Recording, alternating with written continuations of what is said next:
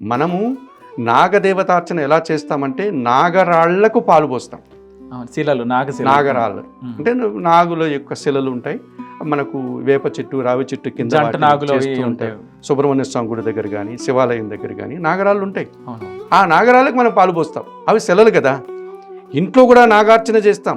నాగదేవతలకు మనము అభిషేకాలు చేస్తాం. ఎలా చేస్తామంటే పిండి వంటలతో నాగుబాములాగా ఒక రూపాన్ని తయారు చేసుకునే విగ్రహాన్ని దాని మీద మనం అభిషేకం చేసి ఆ తర్వాత దాన్ని తీసుకెళ్ళి పుట్టలు మనం చెట్లకి వాటికి పోసేస్తాం. ఆ పిండే కదా అది.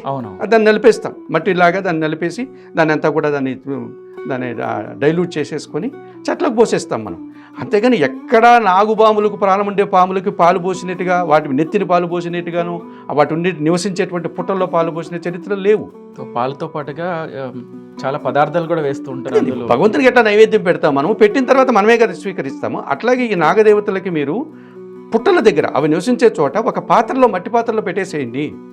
అటు వాటికి అర్పించినట్టుగా మనం భావన చేస్తున్నాం కదా, దేవుడికి ప్రసాదం పెట్టి. మరి ఇంతమంది వెళ్తారు కదా గురువుగారు, అందరూ పాత్రలు పెట్టాలంటే కష్టమే కదా. చిన్న పాత్ర ప్రమిద లాంటిది పెడితే సరిపోతుంది. అలాగే మీ ఇంటి దగ్గర పెట్టుకోండి.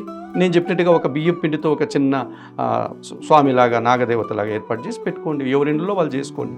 ఆ పుట్టలు చాలా ఉంటాయి, పొలాల దగ్గర ఉంటాయి. అందరూ ఒకే పుట్ట దగ్గరికి పోవాలని అలాంటిది ఏం లేదు కదా. సిటీలో ఉండే వాళ్ళకి ఎలా ఉంటుంది అంతే, ఆ పక్కన పోసి పెట్టి రావడమే. ఆ పుట్టలో పోసి పుట్టని పాడు చేసి దానికి ఇబ్బంది కలిగించి లేని పాపాన్ని తెచ్చుకునే బదులు పక్కన పెట్టి రావడంలో వచ్చే నష్టం లేదు కదా మనకు. ఇలా చేయాలి. అంతేగాని నాగదేవతలకు మీరు పాలాభిషేకం చేయాలంటే నాగరాళ్లకు చేయాలి, నాగ విగ్రహాలకు చేయాలి. పుట్టల్లో పాలు పోయకండి. దానివల్ల లేనిపోయినటువంటి దోషాలు అంటుకునేటువంటి ప్రమాదం ఉంటుంది. అటువంటి పుట్టల దగ్గరికే వెళ్ళి మేము పూజ చేస్తామంటే ఒక చిన్న మట్టి ప్రమిదలో కొద్దిగా పాలు పోసి రండి. ఇలా చేసుకోండి నాగుల చవితి రోజు.